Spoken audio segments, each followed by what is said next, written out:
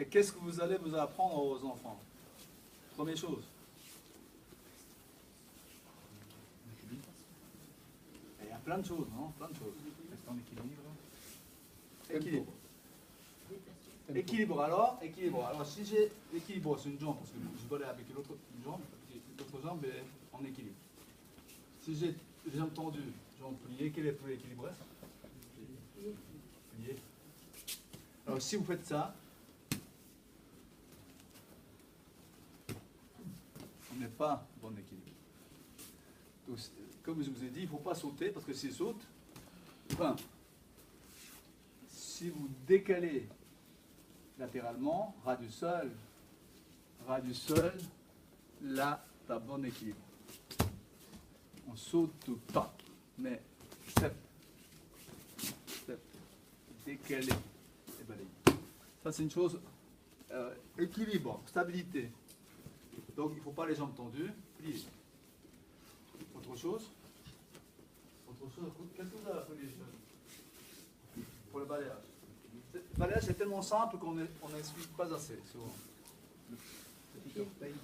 Oui, par exemple, la forme de pied, au lieu de balayer comme ça, ben, il faut tourner les pieds. Mais qu'est-ce qui passe quand on tourne les pieds aux enfants? Évidemment, son corps il est incline aussi. Quand on fait ça, ça fait aussi incliner le corps. Alors qu'est-ce qu'il faut faire?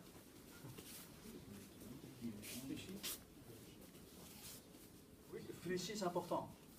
Fléchir, tourner.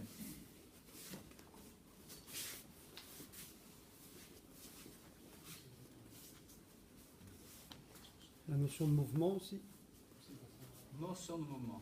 c'est-à-dire en déplacement.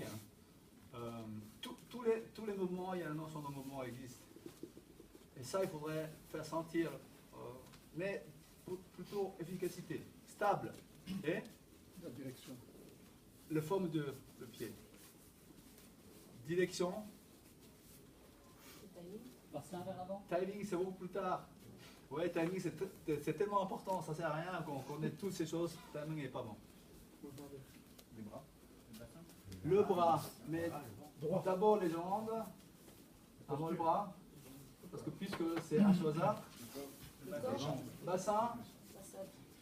Alors, si je vous dis, vous balayez 10 cm, si vous balayez 1 mètre, quel est le plus efficace? Si vous glissez, si vous avancez votre pied, vous glissez juste 10 cm. Vous avancez, vous glissez 1 mètre, ben 1 mètre, vous tombez plus que 10 cm. C'est-à-dire, c'est quoi? Amplitude. Pour avoir l'amplitude, ben, il faut écarter les jambes pour que j'arrive à balayer loin. Si vous faites comme ça, c'est les enfants, ils font comme ça au départ. Ils font des balayages comme ça. Les jambes tendues, et balayer. Allez, 1, 2, 3, 4. Et certains, ils font, comment on dit ça, instinctivement, il fait un peu plus grand. Mais ça ne suffit pas. Quand on fait plus grand pas possible, qu'est-ce qui passe?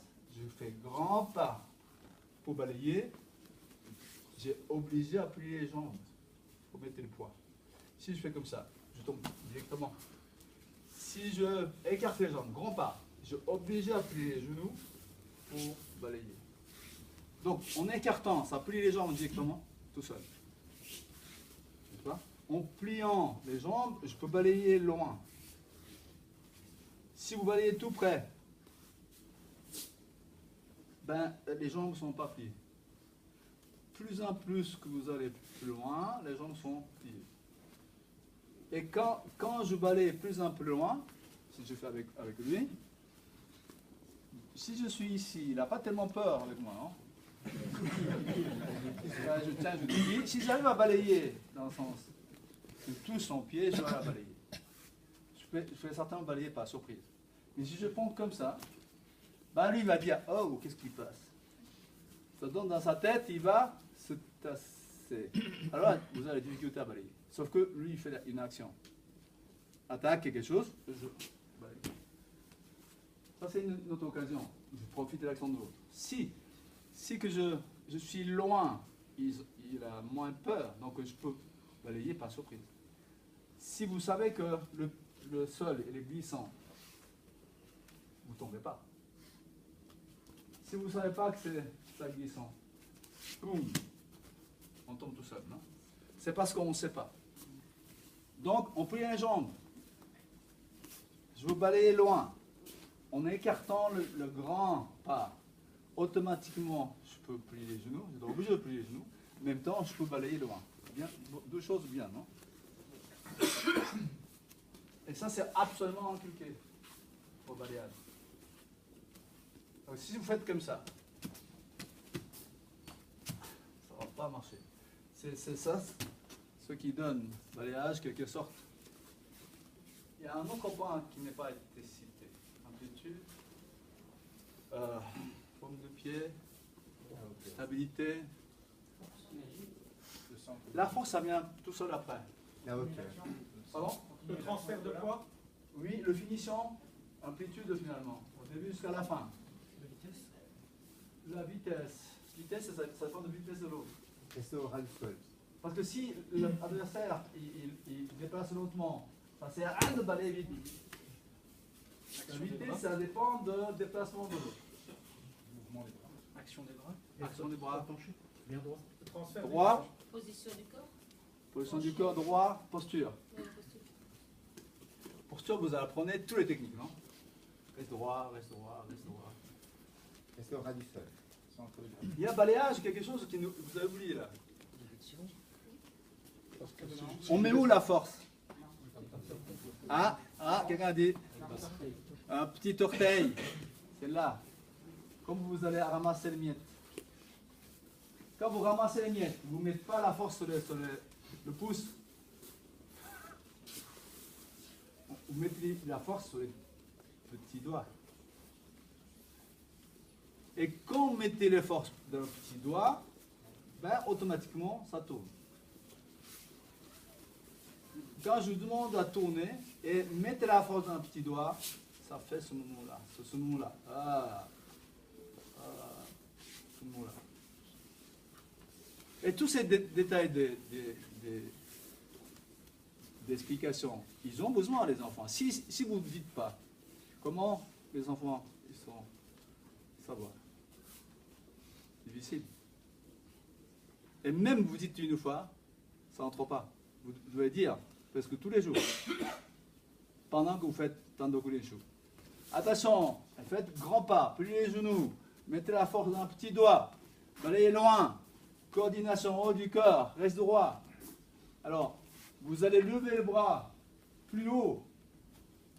Et quand on lève les bras plus haut, votre corps il se redresse. Si vous faites un petit mouvement avec les bras, ben, laissez tout casser. Si vous faites un grand mouvement avec les bras, l'amplitude, ça donne bonne posture de balayage. Tout ça, le pédagogique de enseignement dans les Belgique, en France, peut-être en Allemagne, au Japon, tout le monde déjà cité. C'est là qu'il faudrait absolument faire des petits points pour expliquer aux jeunes. Vous pouvez citer ce qu'on a dit. Importance du balayage. Amplitude. Amplitude. Grand mouvement.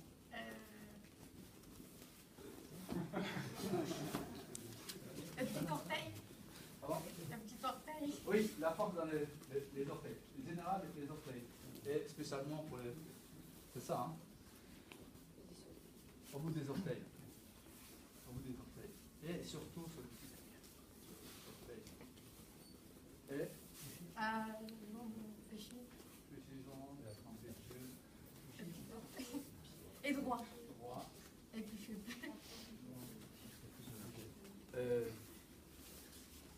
Dans ce contexte, on arrive à travailler ce qu'on vient de faire tout à l'heure, de faire un grand pas et mouvement. Si vous faites un petit pas, sauter, là, ça ne va pas grand-chose. Toujours faire grand pas, moment de balayage. Moment de balayage, faites grand pas. Grand pas. Par quelques exceptions.